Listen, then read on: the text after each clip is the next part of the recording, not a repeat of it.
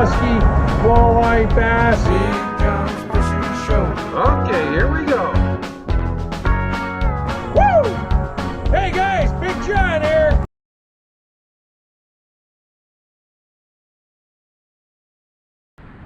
Hey guys, Big John here. So yeah guys, today I'm going to talk to you guys a little bit about hand lining. And guys, in this video I'm going to show you, I put a little bit of history to work today of a handline reel that was built right here in my hometown of Windsor, Ontario. So yeah, I'm going to show you a clip of hand lining with a piece of history. I'm going to talk to you guys a little bit about hand lining first. For those of you who don't know, I got a lot of subbers out there who ask me what hand lining is. And the best way to describe it without putting you on the boat and taking you out is, you can see my little picture here, nothing fancy. I was always a terrible artist. I think I failed art class, but anyways, you got your boat up here on top of the water. Then you got a wire leader. Not a wire leader. You got like downrigger cable coming down all the way down to what they call a shank, and this is your shank. And 20 inches up from the weight, you run a 20-foot lead, a monofilament with a Rapala, and 40 inches up from the weight, you run a 40 with the Rapala, and that kind of how it sits when it's in the water column. And later in the year, you can even go with like a 5 with a snubber on it, and yeah, you can shorten your leads. So the golden rule of thumb is it's an inch for every foot on your shank. So later on in the summer, you can run different shanks, and you can run like a 5 and a 10, but it's got to be 10 inches up from the weight, 5 inches up from the weight. So that's how that works. So yeah guys, I'm going to show you my different hand lines here. So you can see these three are A and S's. They're probably the most common nowadays.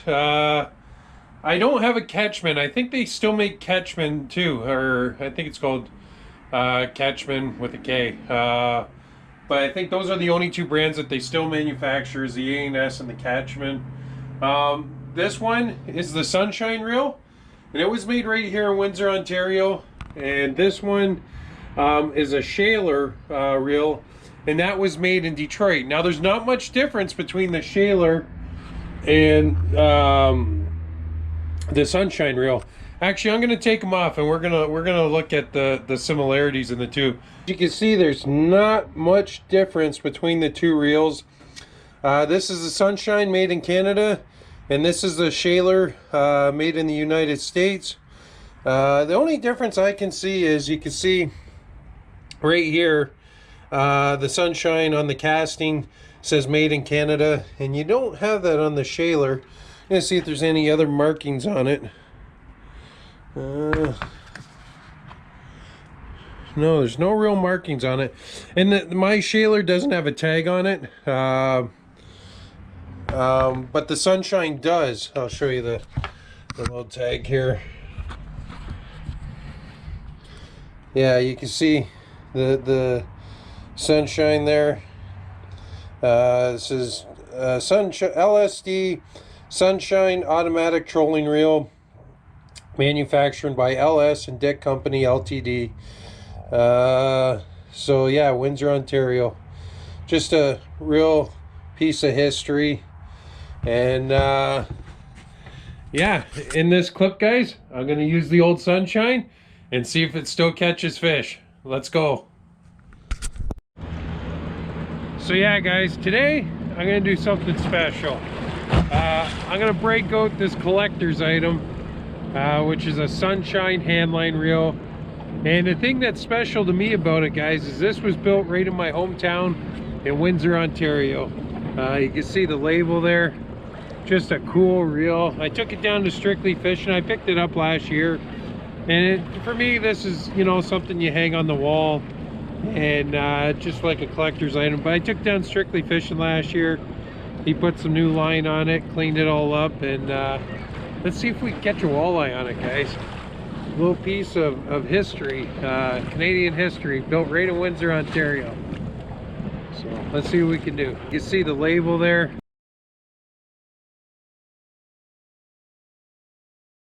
Let's put a little bit of Canadian history to work here. Good old sunshine reel. First drop on the sunshine.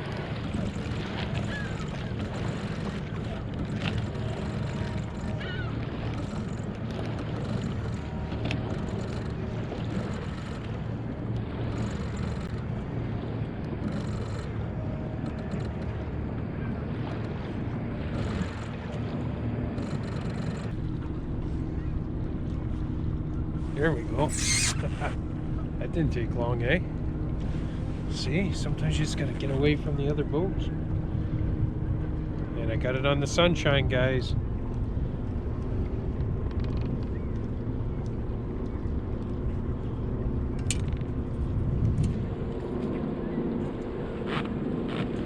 On the top.